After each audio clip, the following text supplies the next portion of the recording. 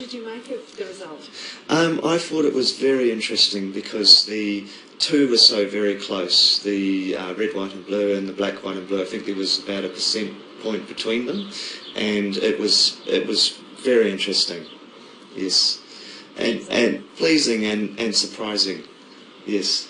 Tell us a little bit about the, this, how you came up with this flag design, your thinking behind the design. So I started drawing this design about 15 years ago, and I wanted to draw something that includes all New Zealanders basically, and I felt that the silver fern with its multiple points is representing multicultural New Zealand, coming together, joining together as one and growing onward and upward into the future.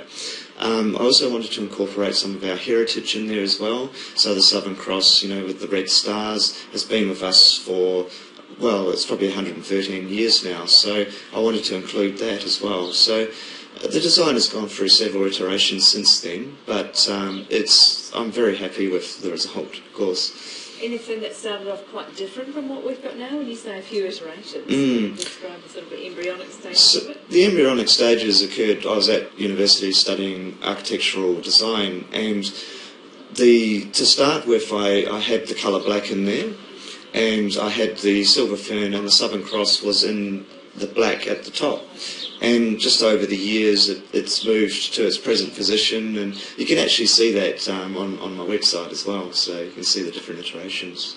And why the interest in flags? Well, I think it's to do with wanting to see a symbol that represents New Zealand, and when you go overseas and you see the flag, you don't get it confused with another nation's flag. Like, it's something that's instantly recognisable as New Zealand, and that's my main interest, is to portray New Zealand to the world. You obviously think we're ready for a new flag, or what's your thinking about having a new flag? I mean, I know you've designed the ones that are the most popular at the moment, but what's your thinking about the country getting a new flag? I think it'll be a really good thing for New Zealand if we do adopt a new flag. And I mean, we've got 3 months now. We'll see both flags flying around the country, and I think it'll just be really good for people to see them both flying and to think about what best represents New Zealand. What do you say to critics who say the silver fern is a rugby or a sporting logo and it won't endure the test of time? Well, I mean, the silver fern has been used as a good luck symbol as well. Like, people have, pinned it on their lapels and that sort of thing as a sign of good luck. And that goes back a long way. That goes back a good 160 years. We've also used it in times of war. A lot of our badges that the military used had the silver fern on them. When our soldiers who have fought for our country didn't return, they were buried under the silver fern. So there's more to it than just sport. The silver fern is our symbol, just as a maple leaf is a symbol of Canada, so is the silver fern to New Zealand. The maple leaf is a very powerful symbol of Canada, in fact, isn't it? Absolutely, and I feel the same way about the silver fern as being a symbol of New Zealand. What sort of feedback have you had personally? Personally, I've had some very good feedback from friends and family. I've been following the polls and all that sort of thing, but I haven't been going on social media and that sort of thing. But I've had some very good feedback from, I've had some very good emails from even vexillologists and people like that. So. You voted in the flag, obviously. Can you tell Yes. us what you voted for? Well, I agonised over when I got the form. It sat on my table for a good couple of weeks, and it was a real struggle because I like them both equally, and some days I'd walk past and I'd prefer this one over the other one. And in the end I ranked all 5.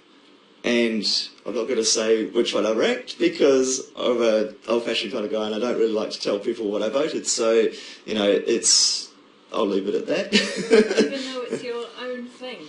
Yeah, I just liked the fact that it's a vote and it's confidential, and I'd like to keep it confidential if I could.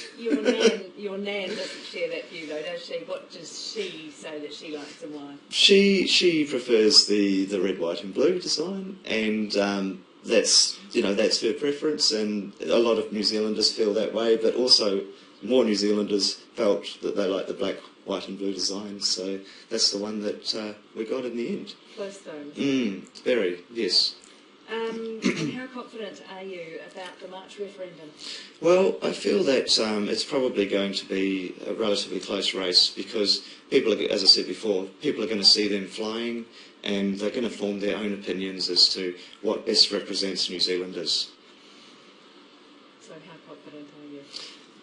I would say it's a very close race, and yeah, that's all I can say really. Yeah. What would it mean to you to have your flag design being the national symbol of your home country? It would be absolutely incredible to see something that I believe represents all New Zealanders, and it's instantaneously recognisable as a New Zealand flag. It's not something that's going to be confused with other countries' flags, and it would just be absolutely incredible to see our own flag for, say, the Rio 2016 Olympics. It would just be, yeah, unbelievable. Yeah, I feel very patriotic just talking about it. Yeah. So a few months to go until the next referendum. What goes through your head about it when you think about the upcoming referendum? Well, it's early days at this stage, and I'm still getting over the fact that this has happened, and I haven't really made any plans as to what will happen, in the lead up to that. So it's still this exciting point in time. Yeah. Now that you see it flying around quite a bit, you've got it on your lapel and that's at Deanne's house, do you think, I wish I'd just added a little such and such? No. It's been through several iterations over the last 15 years, and I'm very happy with what we've got now. Okay. And so have you been waiting for 15 years for a flag debate? Is that...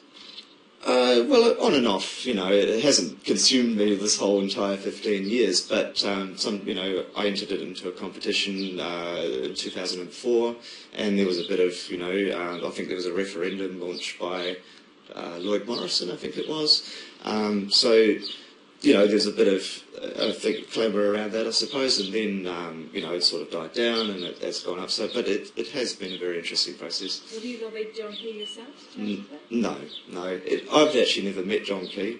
He likes my designs, obviously, but I've actually never personally met him. So I never had any direct communication with him.